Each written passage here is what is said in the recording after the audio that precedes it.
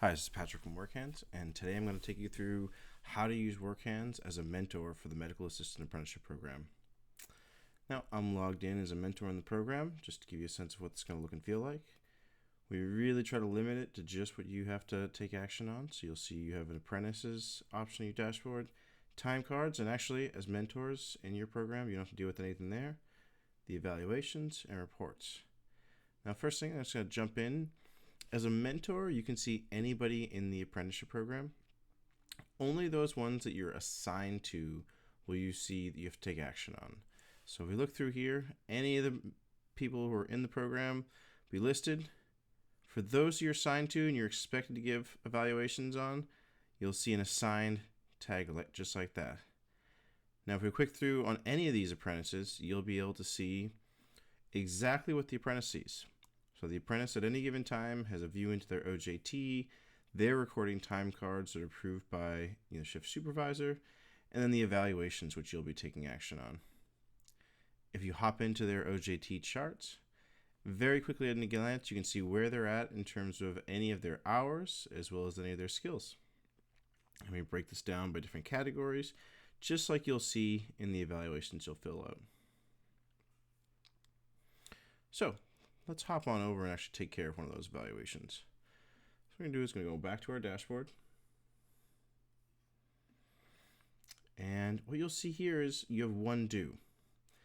Now, whenever you have an evaluation that's due, we're going to notify you. We'll typically give you a notice around the first of the month, and we'll give you a reminder about a week later. We generate these each and every month for you to fill out on your apprentice. You pull this up, this will map to all of the competencies they're expected to attain throughout the program. Each month you'll be notified to assess where they're at, and you'll be putting in your assessment and sending it over. Now, we know that many of you can't actually do this on your phone on site, so if you actually take a look, if you need to have something you can bring into the hospital setting, you actually have this print option here. You just click on that, and you have everything, all of their competencies broken down, as well as which ones are checked off and maybe where the score is. And you can actually see where that ranks compared to what you'd see on the website. So let's hop on back to that evaluation. Let's say that we've, throughout the month, been filling that out, that piece of paper, and now it's the end of the month. Maybe we're going to come in and say, the intro to medical assisting, we've kind of at least got lab complete here.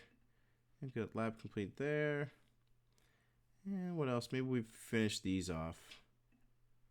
So sign off ready and awaiting the approval from the shift supervisor. Everything looks good there. We're going to scroll down. And if we're doing this throughout the month, you could actually save it for later.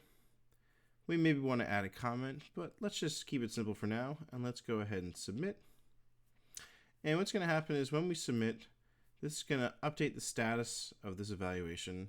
And it's going to notify the shift supervisor that it's time for them to take a look and see if it's ready for review and for approval.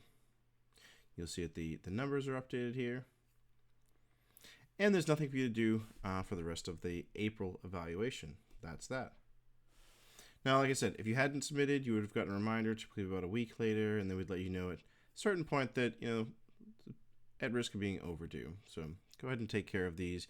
Usually we get the first notice, and you won't actually have to hear from it. Now, another thing I wanted to point out is that every time you actually do an evaluation, it'll automatically update all of the future evaluations. So we filled out the April evaluation, but it's going to go and automatically update the May one as well, so that all of the competencies you update today don't have to be re-updated in a future evaluation. Now, let's go and update one of these. And let's say you come in here, and maybe we're doing the May evaluation, and we filled a few things out, but it's not quite complete. We actually want to just update. Maybe this is sign off ready. We just did this just today, and you don't want to forget it. So throughout the month, anytime you can make updates here, you scroll down, just save that for later. It doesn't submit it, so it's not going to prompt your shift supervisor to review, but it's good to go. Maybe later at the end of the month, you've already made all the updates and all you have to do is submit. You have to go and reevaluate the apprentice after that. So that's that. 95% of what you'll do as a mentor is that type of update. Now, a few other things you may run into. As a mentor, your apprentices may move around, and maybe it's time for a different person to take on filling out evaluations for your apprentice. So let's go and show you what that's like. We're going to go to our apprentice. Again, I'm jumping straight there from this one I had open, but you just go to your list of apprentices, pull up the apprentice, and you'll see this options for supervisors. Now in here, we should have you listed as a mentor, and we should have the shift supervisor listed on here as well as the primary supervisor who's approving all evaluations and all time cards.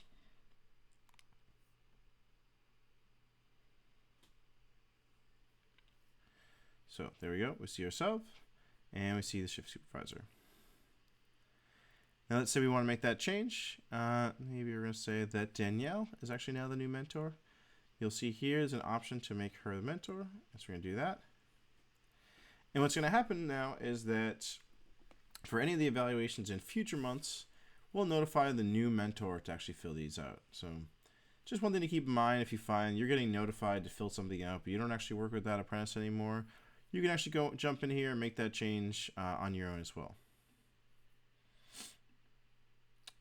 If there were any leftover evaluations we hadn't taken care of, those would actually get reassigned to that new mentor.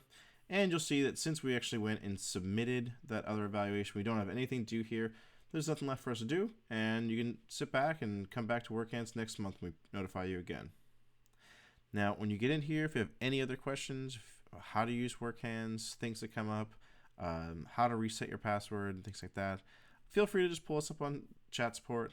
We're here typically throughout the workday, but even outside of that, sometimes you'll catch us on here. And this could be any type of question, feature request. Don't be shy. We'd love to hear from you and want to find out how to make this easier for you. And that's that. Looking forward to see you on WorkHands. And like I said, reach out anytime you need help.